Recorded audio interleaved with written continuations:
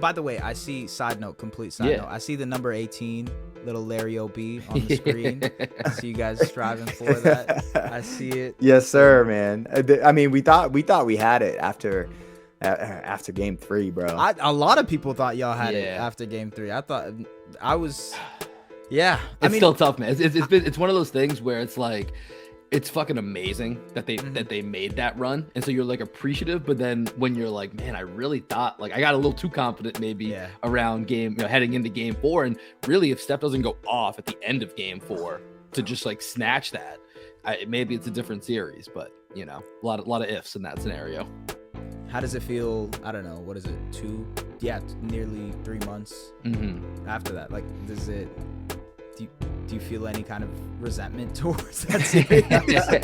Well, did you just see the Jayson Tatum interview with Taylor Rooks? So I saw a clip about Damian Lillard and Kyrie Irving, the superstar thing. I just saw that a Portland Twitter account was kind of complaining about the fact that it wasn't him, it was Taylor Rooks that said Dame wasn't a superstar. So that's okay.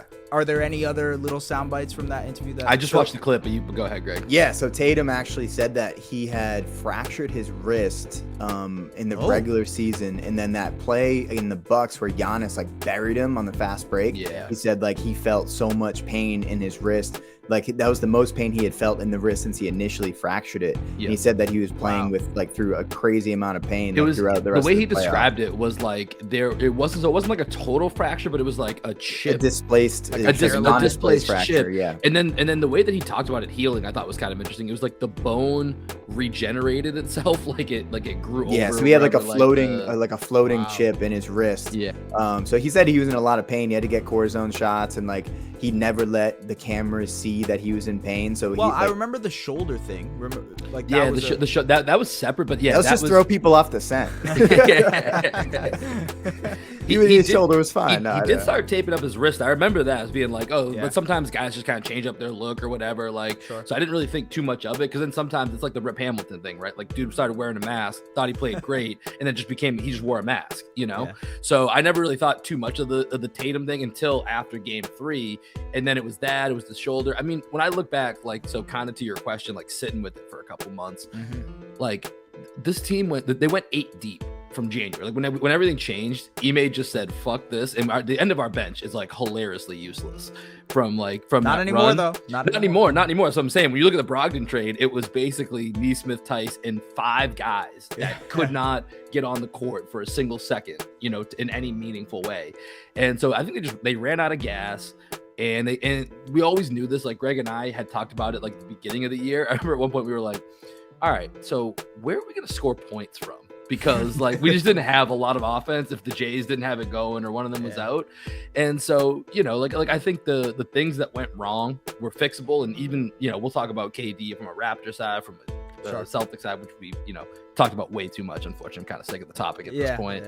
But like just bringing in Brogdon and Gallo, I think helped to solve so much of what, like, address what you saw in the finals that could be corrected. Because I keep saying with the Warriors, one of their biggest things, besides, the experience and just Steph Curry is amazing, is like they could run a guy like Bielitsa out there for 10 minutes.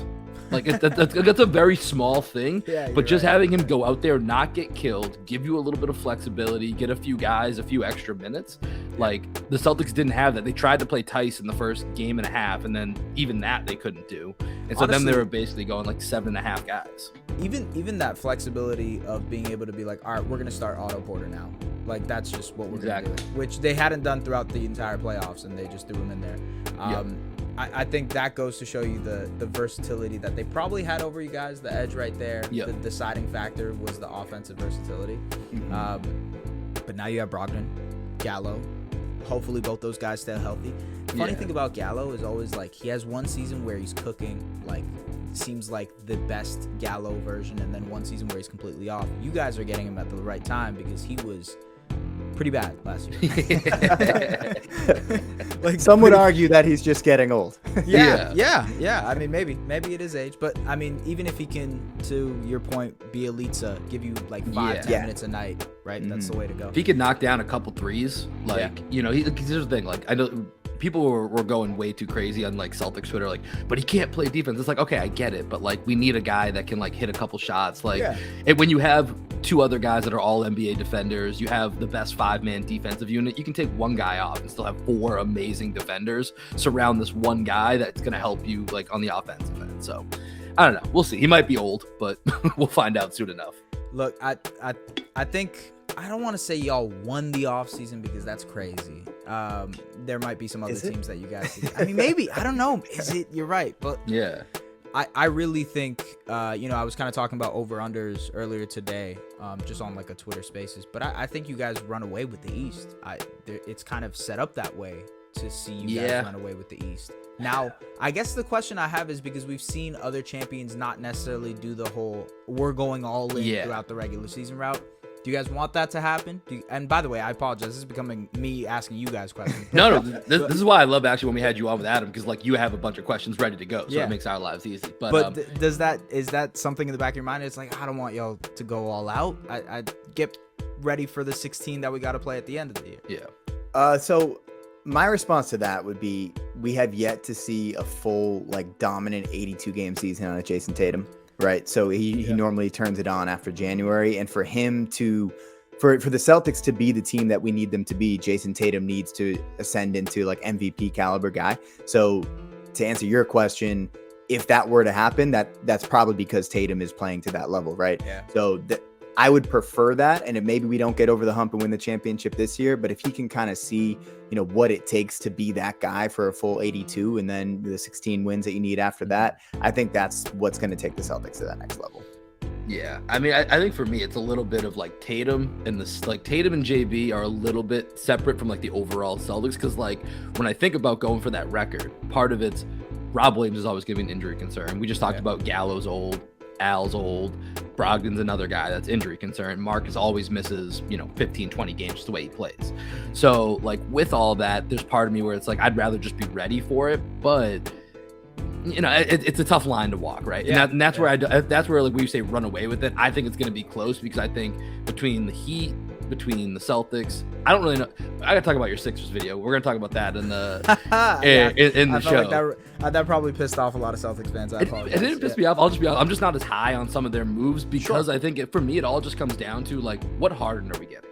If you're getting like even the Brooklyn, like the first year he came into Brooklyn, if you're getting that James Harden, that team's scary.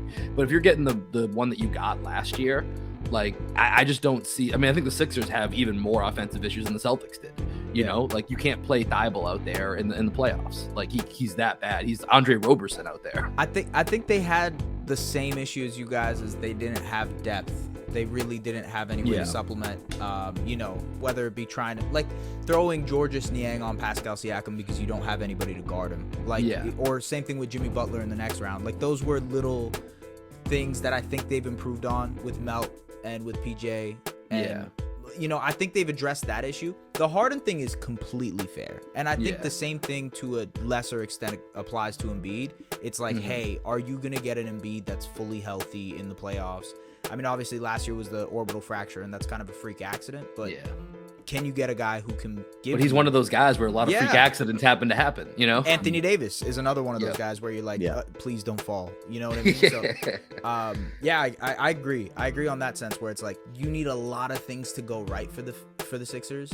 It's just if there's any year they're it could happen though. It could happen. Yeah. Like my other thing is like if there's any year they're gonna figure it out, this is probably the year that they do it because look, James Harden's taking pay cuts.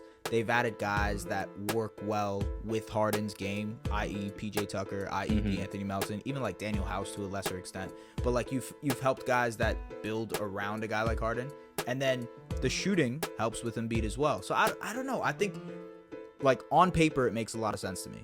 But there's so many other factors in terms of health. All right, even like Boston and Milwaukee being just dominant and might be better, like that just might be the end case here. I mean, it's a little bit like the Celtics last year going into the season because they had such a disappointing year the year before. But it's like, they got the Jays. They've got like a few other guys that you feel, really good about.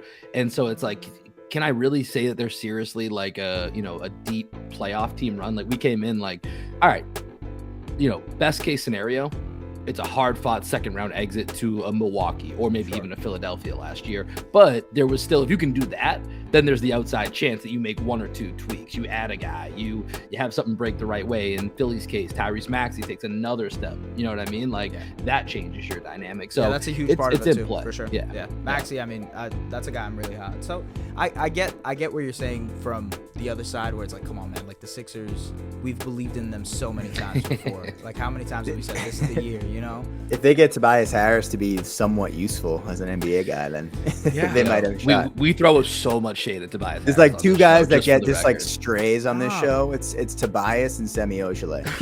Like, they just catch strays. Semi, why does Semi Truck get a stray, man? That's crazy. That's just like a Celtic thing. It's just like every time you want to, it's funny. Every time we're searching for a comparison of a guy that's not doing something well, I don't even like it became the running joke because we just accidentally kept being like, oh, at least he's not Semi.